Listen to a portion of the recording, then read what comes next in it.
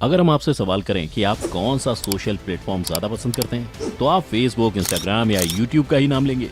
लेकिन यही हम आपको आपकी पसंदीदा किताब के बारे में पूछें तो आप में से ज्यादातर लोगों के पास इसका जवाब नहीं होगा। खैर, सबकी अपनी पसंद होती है। आप अपनी फेवरेट एक्टिविटी या स्पोर्ट्स ही बता दीजिए।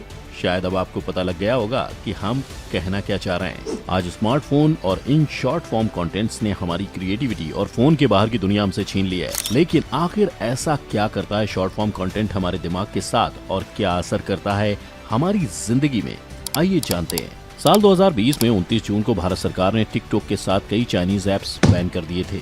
लेकिन ये जरूरत क्यों पड़ी? कई लोग बहुत खुश थे टिकटॉक के बैन होने पर, वहीं एक पूरा वर्ग था जिन पर टिकटॉक के बैन होने से दुख की लहर छाई थी। भले ही भारत सरकार ने चाइना को सबक सिखाने के लिए चाइनीज ऐप बैन किए थे, लेकिन कहीं न कहीं इससे भारतीय ऐप मार्केट में नए ऐप्स को जगह मिली जिन्होंने कोशिश की बिल्कुल टिकटॉक की तरह ही काम करने की। बता दें कि टिकटॉक के भारत में बैन होने के साथ ही लगभग टिकटॉक ने अपने 200 मिलियन इंडियन यूजर्स खो दिए।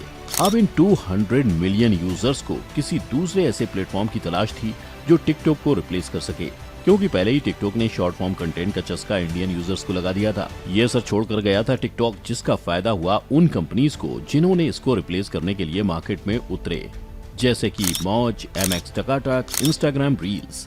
और इन्होंने शुरुआती महीनों में ही लगभग 150 मिलियन की हाई ग्रोथ हासिल कर ली। लेकिन अगर आप ये सोच रहे होंगे कि टिकटॉक इंडिया में बैन हुआ तो बर्बाद हो गया, तो आप गलत हैं। बता दें कि अकेले टिकटॉक आज लगभग पूरी दुनिया पर राज कर रहा है और इसने इंस्टाग्राम को भी पीछे कर दिया है। एक तरफ जहां 2020 में इसके 1.5 बिलियन डाउनलोड्स थे, वहीं आज इसके लगभग 3.3 बिलियन यूजर्स हो चले हैं। लेकिन टिकटॉक आखिर करता क्या है? आप सभी ने अपने स्मार्टफोन वाली जिंदगी में एक ना एक बार टिकटॉक वीडियो जरूर देखा होगा, चाहे वो टिकटॉक ऐप पर हो या किसी के स्टेटस पर। कुछ ने तो बनाई भी होगी, लेकिन आखिर ये टिकटॉक चीज क्या है जिसके पीछे सब पड़े हुए हैं और अपनी उंगलियां नहीं रोक पा रहे हैं स्क्रॉल करने से? तो इसका मेन इंग्रेडिएंट है शॉर्ट फॉर्म। जी हाँ, यानी कंटेंट इतना छोटा कि उन 15 सेकंड्स में चाहे कुछ ना हो, लेकिन आखिरी सेकंड तक रुक कर देखते हैं कि 15-30 सेकंड की ही तो बात है। शुरुआत में आप इसी तरह अपना 15 से 20 मिनट दे देते हैं और कैसे कैसे ये समय मिनट से बढ़कर घंटों में चला जाता है हमें पता नहीं लगता, और हम फंस जाते हैं इस शॉर्ट फॉर्म कंटेंट के लूप में, जो हमें हमारे दिमाग के अकॉर्डिंग कंटेंट दिखाता है, बिल्कुल फेसबुक, इंस्टा और यूट्यूब की तरह। जैसे ये अपने ऐप्स और AI के जरिए ये ट्रैक करते हैं कि हमारे दिमाग के मुताबिक हमें कंटेंट दिखाते हैं, ताकि हम ज्यादा से ज्यादा समय इनके प्लेटफॉर्म्स पर बिताएं और उससे इनका प्रॉफिट हो। टिकटॉक, रील्स और शॉर्ट्स इसी बेसिस पर काम करते हैं, बस इनमें माइनर डिफरेंसेस हैं। सबसे पहले अगर हम बात करें टिकटॉक की, तो उसे इंटरेस्टिंग और अट्रैक्टिव बनाता है उसके फीचर्स। दरअसल उसका इतना इजी टू यूज होना ही उसे इतना खास बनाता है, जिसकी वजह से टिकटॉक हर वो इंसान इस्तेमाल करता है जिसे स्मार्टफोन यूज करना आता है और जिसके पास इंटरनेट उपलब्ध हो।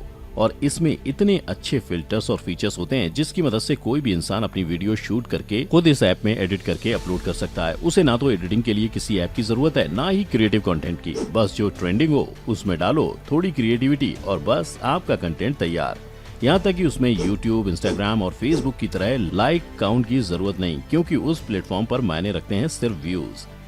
यहीं अगर हम इंस्टाग्राम की बात करें तो इंस्टाग्राम शुरू हुआ था एक फोटो शेयरिंग प्लेटफॉर्म के तौर पर, लेकिन आज ये एक टिकटॉक का दूसरा चेहरा ही बनता जा रहा है। अब ये टिकटॉक जितना फेमस इसलिए नहीं हो पाया क्योंकि इसमें वो फीचर्स उपलब्ध नहीं है जो टिकटॉक पर हैं। बिल्कुल उसी तरह अगर हम यूट्यूब शॉर्ट्स की बात करें तो कहीं ना कहीं शॉर्ट्स भी एजुकेशनल बेसिस पर बनाए जाते हैं और ये बिल्कुल भी टिकटॉक जितना आसान नहीं है। लेकिन इन प्लेटफॉर्म्स की जरूरत आखिर क्यों?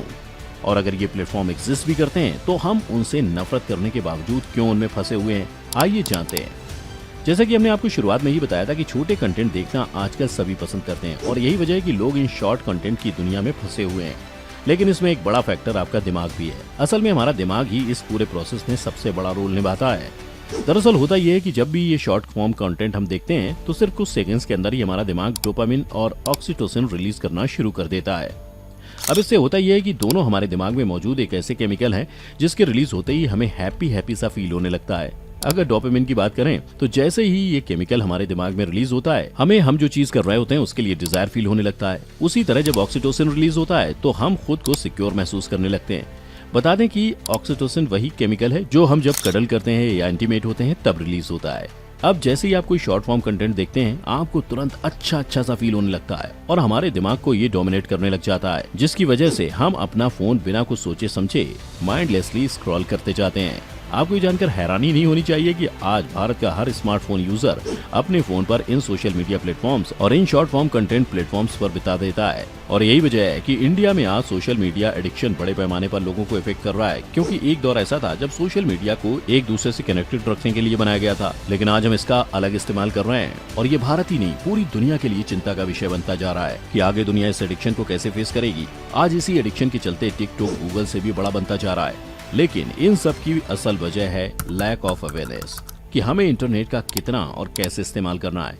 लेटेस्ट आंकड़ों के मुताबिक आज भारत में 500 मिलियन से ज्यादा सोशल मीडिया यूजर्स हैं और ये आंकड़े यही नहीं रुकते, बल्कि ये यूजर्स हर साल 4.2% की स्पीड से बढ़ते जा रहे हैं।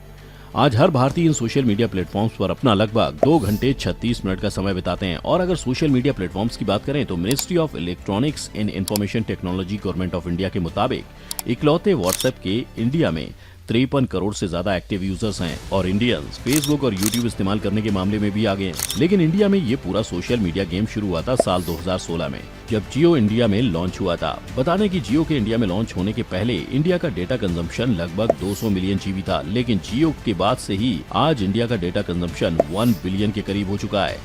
इसके साथ ही जब से जियो ने इंडियन मार्केट में कदम रखा है, तब से ही इंडिया में इंटरनेट रिवॉल्यूशन शुरू हुआ और इंटरनेट काफी सस्ता भी है। बता दें कि जियो लॉन्च के सिर्फ 6 महीने के अंदर ही India top mobile data users की लिस्ट में आ गया। बता दें कि आज इंडिया में इंटरनेट पूरी दुनिया के मुकाबले काफी ज्यादा सस्ता है। बीबीसी की एक रिपोर्ट के मुताबिक आज इंडिया में 1 जीबी डेटा की कीमत लगभग $0.26 है, यानी कि लगभग 20 रुपए। वहीं अमेरिका में 1 जीबी डेटा की कीमत $12.37 और यूके में $6.6 के करीब है। अगर हम ग्लोबली 1 जीबी डेटा की कीमत देखें तो ये लगभग $8.53 के करीब है।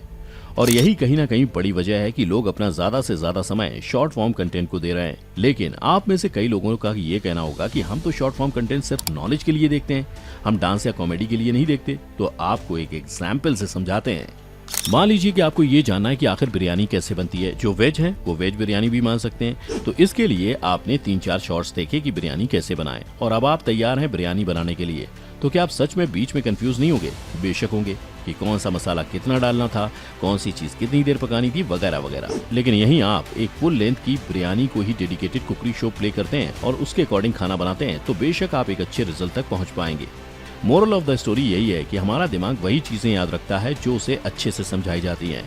यही अगर हम आपसे पूछ लें कि आपने कल कौन कौन से शॉर्ट्स या रील्स देखे थे, तो बेशक आपको पूरी तरह से वो याद नहीं होगा। लेकिन यही अगर आप कोई फुल लेंथ का अच्छा कंटेंट कंज्यूम करते हैं तो वो आपको जरूर याद रहता है। हम यही बताने की कोशिश कर रहे हैं कि अगर आप short form content educational purpose या कुछ सीखने के पर्पस से देख रहे हैं तो अभी से ये सब देखना बंद कर दीजिए।